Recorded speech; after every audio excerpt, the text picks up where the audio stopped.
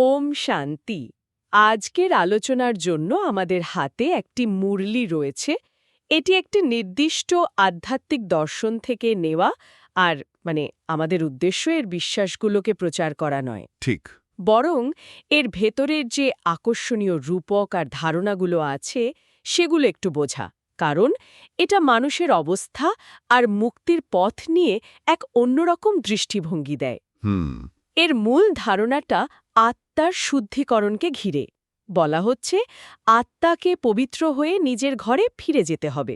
চলুন এই মুরলির গভীরে গিয়ে এর ভাবনাগুলোকে একটু কাটাছেড়া করা যাক। ওম শান্তি। একদম ঠিক কথা। এই মুরলির সবচেয়ে আকর্ষণীয় দিক হল এর রূপক ব্যবহারের ক্ষমতা। খুব সহজ দৈনন্দিন জীবনের উদাহরণ দিয়ে গভীর আধ্যাত্মিক বিষয় বোঝানো হয়েছে। যেমন আত্মাকে বলা হয়েছে একটা সূচ, আর ঈশ্বরকে বলা হয়েছে একটা চুম্বক। ও, ইন্টারেস্টিং। হ্যাঁ, এই একটা রূপকের মধ্যেই কিন্তু আত্মার বর্তমান অবস্থা, তার সমস্যা এবং সমাধানের পথ সবকিছু লুকিয়ে আছে। আমরা এই রূপকটা ধরেই এগোব এবং দেখব কিভাবে কলিযুগ আজকের পৃথিবীর অন্ধকার থেকে সত্যযুগ বা স্বর্ণযুগে যাওয়ার একটা পথের কথা বলা হয়েছে। এই চুম্বক আর সূচের রূপকটা বেশ আকর্ষণীয়। চলুন এটা দিয়েই শুরু করা যাক। মল্লিতে বলা হয়েছে যে আত্মা একটা সূচের মতো, যার ওপর ধীরে ধীরে মরিচা বা জং জমেছে। এই মরিচা আসলে কিসের প্রতীক? এটা কি আক্ষরিক অর্থে কোনো ময়লার কথা বলছে? না না, আক্ষরিক অর্থে নয়। এই মরিচা হল আত্মার ওপর জমে থাকা অপবিত্রতার প্রতীক। মুরলির ভাষায় একে বলা হয় বিকার। বিকার? হ্যাঁ, এই বিকার শব্দটা একটু ভারী শোনালেও এর মানে হল সেই সব নেতিবাচক আবেগ বা প্রবণতা যা আমাদের শক্তি কেড়ে নেয়, যেমন ধরুন কাম, ক্রোধ, লোভ, মোহ, অহংকার। আচ্ছা। ভাবুন, প্রতিদিনের ছোট ছোট বিরক্তি বা ঈর্ষা যেন এক ফোঁটা অ্যাসিড, যা দিনের পর দিন আত্মার উপর পড়ে তার আসল উজ্জ্বলতা, তার আসল শক্তিকে নষ্ট করে দিচ্ছে। এই দীর্ঘ সময় ধরে জমতে থাকা আবরণের কথাই বলা হচ্ছে, যা আত্মাকে তার শতপ্রধান বা শুদ্ধ অবস্থা থেকে তমপ্রধান বা অশুদ্ধ অবস্থায় নিয়ে আসে। তার মানে এই মরিচা জমার প্রক্রিয়াটা খুব ধীর, অর্ধেক কল্প ধরে চলে, যেমনটা মুরলিতে বলা হয়েছে। আর এই অপবিত্রতার একটা বাস্তব প্রভাবও আছে, তাই না? অবশ্যই। যেমন বলা হয়েছে, মরিচা পড়া সূচ চুম্বকের দ্বারা আকৃষ্ট হতে পারে না। ব্যাপারটা একই সাথে খুব সহজ আর খুব গভীর। ঠিক তাই। আর এখানে রূপকটা সম্পূর্ণ হয়। চুম্বক হলেন পিতা বা পরমাত্মা। আত্মা যখন তার আসল পবিত্র অবস্থায় থাকে তখন সে স্বাভাবিকভাবেই ঈশ্বরের দিকে আকৃষ্ট হয়। কিন্তু যখন বিকারের মরিচায় ঢেকে যায় তখন সেই আকর্ষণ শক্তিটা বলতে গেলে কাজ করে না।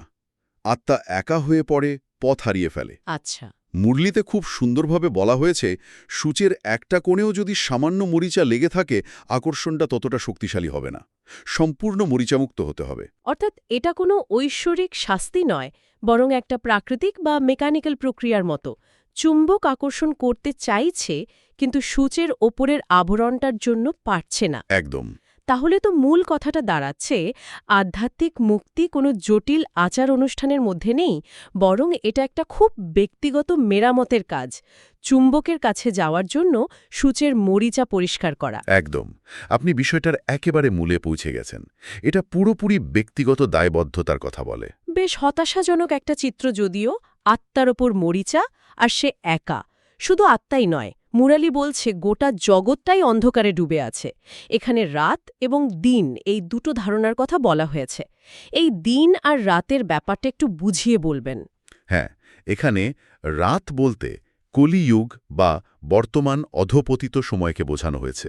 মুরলি একে ঘন অন্ধকার বলছে, যেখানে সবকিছুই তমপ্রধান বা অশুদ্ধ হয়ে পড়েছে। আচ্ছা। এটা শুধু মানুষের আত্মার কথা নয়, প্রকৃতিরও কথা।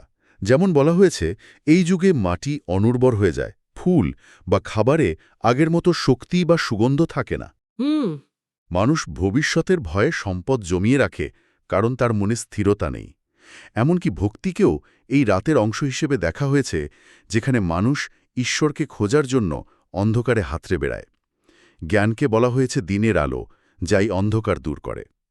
মিনিট, আমি কি ঠিক বুঝলাম? বলা হচ্ছে যে আমেরিকা থেকে আনা সেরা বীজও ভারতের মাটিতে তার তেজ হারিয়ে ফেলে, কারণ মাটিটাই তমপ্রধান। এটা তো একটা বিশাল দাবি। হ্যাঁ, দাবিটা বিশাল এবং এটাই মুরলির দৃষ্টিভঙ্গি। এর মানে তো জাগতিক সবকিছুর গুণমানও ধীরে ধীরে কমে যাচ্ছে। একদম। এর মতে এটা একটা সামগ্রিক পতন। আত্মার অবক্ষয়ের সাথে সাথে প্রকৃতিরও অবক্ষয় ঘটে।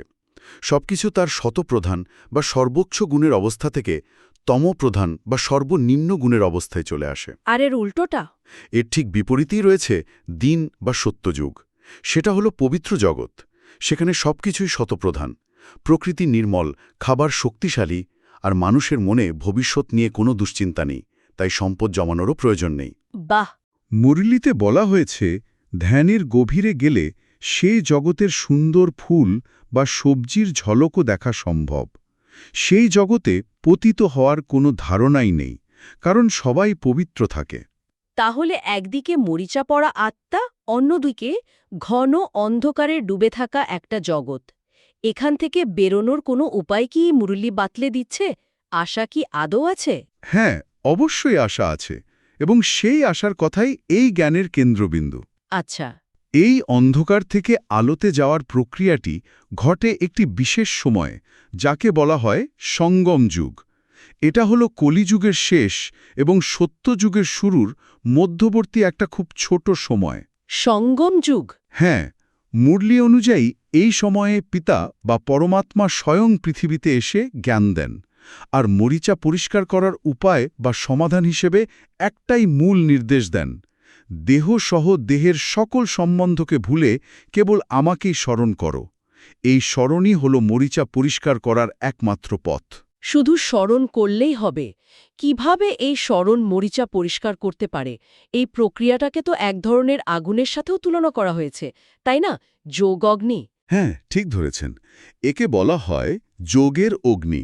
এর পেছনে ধারণাটা হলো এতদিন ধরে আত্মা কামচিতা বা বলতে পারেন বিকারের আগুনে জ্বলে কালো বা মরিচাচ্ছন্ন হয়েছে। হুম। এখন সেই মরিচা দূর করার জন্য আর এক ধরনের আগুনের প্রয়োজন, আর সেটাই হলো যোগের অগ্নি। যখন আত্মা তার সব জাগতিক পরিচয়, এই দেহ, দেহের সম্বন্ধ, পদ, প্রতিষ্ঠা সব ভুলে গিয়ে একাগ্রচিত্তে পরমাত্মাকে স্মরণ করে, তখন একটা শক্তিশালী আধ্যাত্মিক শক্তি তৈরি হয়। আচ্ছা। সেই শক্তি আগুনের মতো কাজ করে এবং আত্মার উপর জমে থাকা জন্মজন্মান্তরের পাপ বা মরিচাকে ভস্ম করে দেয়। তার মানে এটা অনুশোচনার আগুনের মতো, যেখানে নিজের ভুলগুলো পুড়িয়ে ফেলা হচ্ছে। কিন্তু এটা কি শুধুই একটা মানসিক প্রক্রিয়া, নাকি এর কোনো আধিভৌতিক বা মেটাফিজিক্যাল দিকও আছে? এটা মানসিক প্রক্রিয়া থেকেও বেশি কিছু। মুরলি দর্শন অনুযায়ী এটা একটা সরাসরি সংযোগ। সরাসরি সংযোগ? হ্যাঁ, যখন আত্মা পরমাত্মাকে স্মরণ করে, সে সরাসরি শক্তির উৎস থেকে শক্তি লাভ করে, যা তাকে শুদ্ধ করে। এটা নিছক বসে থাকা বা মন্ত্র জপ করা নয়, এটা একটা গভীর অনুভূতি এবং সংযোগের অবস্থা। হুম। আর এই শুদ্ধিকরণের প্রক্রিয়াটা কিন্তু খুব ধীর। মরিচা যেমন ধীরে ধীরে অর্ধেক কল্প ধরে জমেছে, পরিষ্কারও হবে ধীরে ধীরে? একদম পরিশ্রমের মাধ্যমে। একদিনে সব পরিষ্কার হয়ে যাবে না। এই মরিচা জমার ধারণাটা আমার খুব বাস্তব মনে হয়। অনেক সময় আমরা জানিই না কিভাবে ছোট ছোট দুশ্চিন্তা বা রাগ আমাদের ভেতরটা ভারী করে তোলে, বছরের পর বছর জমে থাকা ধুলোর মতো। ঠিক। যাই হোক, এই জ্ঞানটা তো বেশ সূক্ষ্ম এবং প্রচলিত ধারণার থেকে অনেকটাই আলাদা। এটা কি সবার পক্ষে বোঝা সম্ভব? মুরলিটি কি এ নিয়ে কিছু বলা আছে? খুব ভালো প্রশ্ন। মুরলিতে স্পষ্ট বলা হয়েছে যে এই জ্ঞান সবার জন্য নয়, বা সবাই এটা প্রথমবারই বুঝতে পারবে না। এখানে এক বিশেষ গোষ্ঠীর কথা বলা হয়েছে, যারা এই জ্ঞান বুঝতে পারে। তাদেরকে ব্রাহ্মণ বলা হয়েছে। ব্রাহ্মণ? হ্যাঁ, তাদের সংখ্যা খুবই কম, কোটির মধ্যে কয়েকজন। কিন্তু এই ব্রাহ্মণরা কি জন্মসূত্রে ব্রাহ্মণ, নাকি এটা একটা অর্জন করা অবস্থা, যে কেউ কি চেষ্টা করলে এই জ্ঞান বোঝার মতো ব্রাহ্মণ হতে পারে? না না, এটা জন্মসূত্রে পাওয়া কোনো পরিচয় নয়। এটা সম্পূর্ণই একটা আধ্যাত্মিক অবস্থা। ও আচ্ছা। যে আত্মারা এই সঙ্গম যুগে পিতার কাছ থেকে সরাসরি জ্ঞান লাভ করে এবং নিজেদের জীবনকে সেই অনুযায়ী পরিবর্তন করার চেষ্টা করে, তারাই ব্রাহ্মণ। তাদের কাজ বা কর্তব্য হল এই জ্ঞান অন্যদের সাথে ভাগ করে নেওয়া, যাকে সেবা বলা হয়। সেবা? হ্যাঁ, কারণ মুরলী অনুযায়ী তারাই ভবিষ্যতে দেবী দেবতা ধর্মে রূপান্তরিত হবে। তাই কাজটা বেশ কঠিন। বলা হয়েছে যে স্থূলবুদ্ধি সম্পূর্ণ মানুষেরা এটা বুঝতে পারে না, এমনকি অনেকে এই যুগের শেষের কথা শুনে হাসাহাসিও করে। তাহলে এই বার্তাটা মানুষের কাছে পৌঁছে দেওয়ার জন্য কি কোনো বিশেষ পদ্ধতির কথা বলা হয়েছে? কারণ বিষয়টা যদি এতই সূক্ষ্ম হয় তাহলে তো বোঝানোর কৌশলটাও খুব গুরুত্বপূর্ণ। হ্যাঁ, আর এখানেই মুরলী কিছু খুব ব্যবহারিক পদ্ধতির কথা বলে, যেমন বড় বড় প্রদর্শনীর আয়োজন করা বা মিউজিয়াম তৈরি করা। মিউজিয়াম? হ্যাঁ, যেখানে ছবির মাধ্যমে এই সৃষ্টিচক্র, আত্মার যাত্রা বা বিভিন্ন যুগের ধারণাগুলোকে সহজ করে বোঝানো যায়। মানে বিমূর্ত ধারণাগুলো সাধারণ মানুষের কাছে পৌঁছানোর জন্য দৃশ্যমান কিছুর প্রয়োজন হয়। এটা তো বেশ ইন্টারেস্টিং একটা মার্কেটিং স্ট্র্যাটেজি, তাই না? আধ্যাত্মিক জ্ঞানকে আকর্ষণীয় করার জন্য আধুনিক পদ্ধতির ব্যবহার।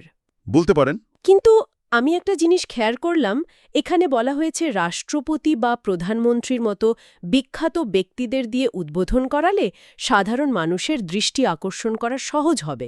কিন্তু এতে কি মূল বার্তাটা হারিয়ে যাওয়ার ভয় থাকে না? মানুষ কি তখন ব্যক্তির আকর্ষণে আসবে নাকি জ্ঞানের জন্য? আপনার প্রশ্নটা খুবই যুক্তিসঙ্গত। একটা ঝুঁকি তো থাকেই, কিন্তু মুরলীর পেছনে যুক্তিটা হলো পিতাকে বা পরমাত্মাকে তো সাধারণ মানুষ চেনে না, তিনি তো কোনো পরিচিত মুখ নন। ঠিক। তাই যখন একজন বিখ্যাত ব্যক্তি কোনো অনুষ্ঠানে আসেন, তখন মিডিয়া এবং সাধারণ মানুষের নজর সেদিকে যায়। সেই সুযোগে হয়তো কিছু মানুষ এই জ্ঞানের সংস্পর্শে আসবে, যারা অন্যভাবে হয়তো কখনোই আসত না। এটা হলো মনোযোগ আকর্ষণের একটা উপায় মাত্র। আসল কাজটা তারপরে শুরু হয়। বুঝতে পারলাম। আর শুধু তাই নয়, জ্ঞানের একজন ভালো সার্জন হওয়ার কথাও বলা হয়েছে। এই তুলনাটা আমার খুব ভালো লেগেছে। হ্যাঁ, এটা একটা অসাধারণ তুলনা। যেমন একজন সার্জন খুব সাবধানে রোগ নির্ণয় করে অস্ত্রোপচার করেন, তেমনি জ্ঞান দানকারীকেও খুব সূক্ষ্ম বুদ্ধিতে কাজ করতে হবে। যার বুদ্ধিতে জ্ঞানের ভাণ্ডার যত পূর্ণ থাকবে, সে সেবায় তত আনন্দ পাবে। এখানে রোগীর নাড়ি দেখার মতো করে শ্রোতার আধ্যাত্মিক অবস্থা বুঝে জ্ঞান দেওয়ার কথা বলা হয়েছে। মানে সবার জন্য একই দাওয়াই নয়। একদমই না। সবাই তো একরকম নয়। বিশেষ করে যারা ভক্ত বা যারা গীতা পাঠ করে, তাদের উপর মনোযোগ দিতে বলা হয়েছে। তাদের বোঝাতে হবে যে ভগবান কোনো দেহধারী মানুষ নন, তিনি নিরাকার এবং সবার ঊর্ধ্বে। এই সূক্ষ্ম কথাগুলো বোঝানোর জন্য নিজের বুদ্ধিকে খুব তীক্ষ্ণ করতে হবে, ঠিক একজন সার্জনের মতো। তাহলে সব মিলিয়ে আমরা কি বুঝলাম? এটি এমন এক দর্শন যেখানে আত্মার যাত্রাকে অপবিত্রতা সঞ্চয় এবং তা দূর করার একটি প্রক্রিয়া হিসেবে দেখা হয়েছে। অন্ধকার যুগ থেকে স্বর্ণযুগে যাওয়ার পথ হল জ্ঞান এবং স্মরণ। ঠিক। আর মূল নির্দেশটি খুব সহজ কিন্তু গভীর, কেবলমাত্র এক পরমাত্মাকে স্মরণ করা। আর এই পুরো প্রক্রিয়াটা কোনো বাহ্যিক আচার অনুষ্ঠান বা শাস্ত্রপাঠের উপর নির্ভরশীল নয়। একদম।